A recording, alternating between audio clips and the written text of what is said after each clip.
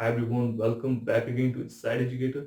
और आज मैं बात करने वाला हूँ उसी प्रॉब्लम स्टेटमेंट के बारे में जो मैंने पिछली वीडियो में आपको दी थी, जिसके अंदर आपको स्वैप बटन पे कंटिन्यूअसली क्लिक करने पर जो आपका बटन 1 और बटन 2 है वो डायगनली अपनी पोजीशन को स्वैप करें। तो इसे देखते हैं कि इसका सोल्यूशन क्या है। Let's get started. Hi everyone, welcome back again. और आज की वीडियो के अंदर हम पिछली वीडियो में जो हमने सीखा था उसको ही कंटिन्यू कर रहे हैं। तो मैंने आपको एक प्रॉब्लम स्टेटमेंट दी थी कि पहली बार जब हम क्लिक करते हैं बटन को, जो आपका स्वैप बटन है, उससे बटन 1 और बटन 2 एक दूसरे की पोजीशन को स्वैप कर जाते हैं। ठीक है, दोनों स्वैप कर गए हैं, बटन 1 और बटन 2। बट अब मैं चाहता हूं कि अगर मैं फिर दोबारा से स्वैप बटन को क्लिक करूं तो बटन 1 और बटन 2 फिर दोबारा से अपनी पोजीशन को स्वैप कर जाए, मतलब बटन 2 वापस से अपनी ओरिजिनल पोजीशन पे आ जाए और बटन 1 भी अपनी ओरिजिनल पोजीशन पे चला जाए। तो ये चीज़ हम कैसे कर सकते हैं, आइए देखते हैं।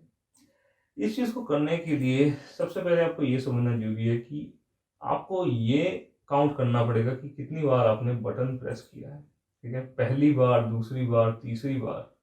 तो ये आप कैसे काउंट करेंगे, आपको एक और कॉन्सेप्ट यहाँ पे समझना जरूरी है कि जब आप पहली बार बटन को क्लिक करेंगे तो आप एक वेरिएबल क्रिएट करेंगे यहाँ पर, जो होगा काउंट। काउंट पहले 0 होगा। जब पहली बार मैं बटन क्लिक करूंगा तो काउंट 0 था और काउंट फिर उसके बाद 1 हो जाएगा। तो अगली बार जब मैं बटन को क्लिक करूंगा, स्वैप बटन को, तो आपका जो वैल्यू है वो 0 से 1 हो चुकी है। तो अब मैं ये चाहता हूं कि वो स्वैप करे हमारे बटन 2 और बटन 1 की पोजीशन को। इसका मतलब क्या है, ये मैं आपको करके दिखाता हूँ। ठीक है, तो सबसे पहले मैं क्या करूंगा, ये जो आपका कोड है जो आपने किया है, मतलब आप बटन 1 और बटन 2 की पोजीशन को जो पहली बार आपने स्वैप किया है, इसको मैं एक कंडीशन के अंदर डाल देता हूँ। वो कंडीशन है मेरी कि अगर मेरा काउंट वेरिएबल जो है उसका मॉडुलस बाय 2 इक्वल टू 0 आता है। इसका मतलब क्या है, आप ये चीज समझिए, जब भी आप काउंट मॉडुलस 2 करते हैं या किसी भी वेरिएबल के साथ आप मॉडुलस 2 करते हैं तो आपकी वैल्यू रिमाइंडर आती है। ठीक है, तो यहाँ पे मैं ये चेक कर रहा हूँ कि मेरा नंबर इवन है या नहीं है।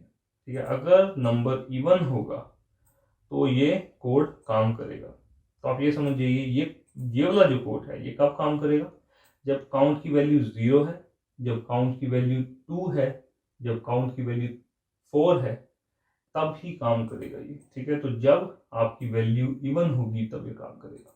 ठीक है, इसके लिए मैं एक काउंट वेरिएबल क्रिएट करता हूँ, काउंट इज इक्वल टू 0, और मैंने यहाँ पर इसे ग्लोबल के अंदर काउंट क्रिएट कर दिया। ठीक है, अब ये फिर से अगर मैं इसको रन करता हूँ तो ये सेम ही काम करेगा।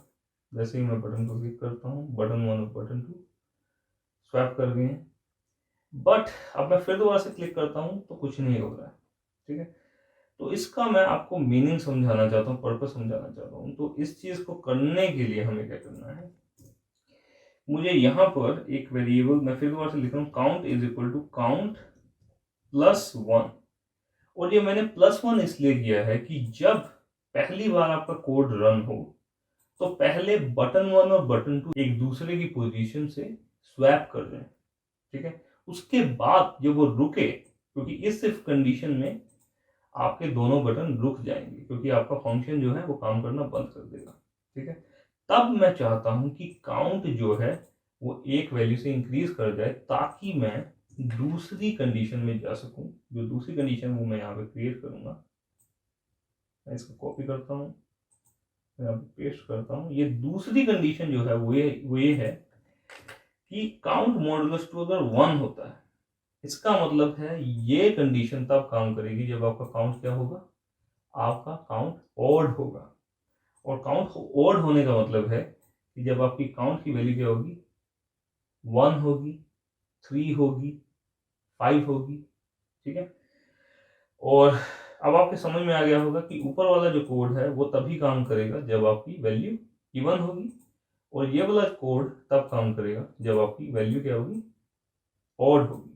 ठीक है, तो अब यहाँ पे मैं क्या करना चाहता हूँ, एक चीज आप समझिए, अब यहाँ पे कुछ चीजें चेंज होंगी। वो क्या चेंज होंगी, कि अब आपके बटन 1 और बटन 2 उल्टे ऑर्डर में जाने वाले हैं, तो आपके जो साइन है वो बदल जाएंगे। ये हो जाएगा x1 -1, ये हो जाएगा y1 -1, ये हो जाएगा +1 और ये हो जाएगा +1, और ये जो कंडीशन है y1 की वो भी बदल जाएगी। वो क्या हो जाएगी आपकी, y1 is less than equal to, कहां तक होगा, क्योंकि बटन 1 की ओरिजिनल पोजीशन क्या है, सबसे पहली पोजीशन क्या थी बटन 1 की, वो थी आपकी 100, क्योंकि मैं बटन 1 को तब रोकना चाहता हूं अब जब बटन 1 वापस जाएगा अपनी ओरिजिनल पोजीशन पे। उसकी ओरिजिनल पोजीशन है जब उसकी y की वैल्यू क्या होगी, 100 होगी। ठीक है, तो आप यहाँ पे लिख सकते हैं जब y1 is less than equal to 100, तब आप काउंट को इंक्रीज कर दीजिए, बट आप रिटर्न फॉल्स कीजिए, ताकि जो फंक्शन है वो काम करना बंद कर दे, जो स्वैप फंक्शन है वो काम करना बंद कर दे। स्टॉप पे मैं क्लिक करता हूँ, रन पे क्लिक करता हूँ, और अब मैं मैक्सिमाइज करता हूँ। मैं जैसे ही स्वैप पे क्लिक करता हूँ पहली बार, तो बटन 1 बटन 2 ने अपनी पोजीशन को स्वैप किया, फिर से मैं क्लिक करता हूँ, फिर दोबारा से दोनों ने अपनी पोजीशन को स्वैप कर लिया, और ये कंटिन्यूसली काम करेगा। ठीक है, तो ये थी आपकी प्रॉब्लम स्टेटमेंट जिसका मैंने सॉल्यूशन आपको दिया है। और अगर दोस्तों आप सभी को हमारी वीडियो पसंद आई तो सब्सक्राइब के बटन को प्रेस करें और बेल नोटिफिकेशन को दबा दें, ताकि आपको नई वीडियोस के बारे में नोटिफिकेशन मिलता रहे।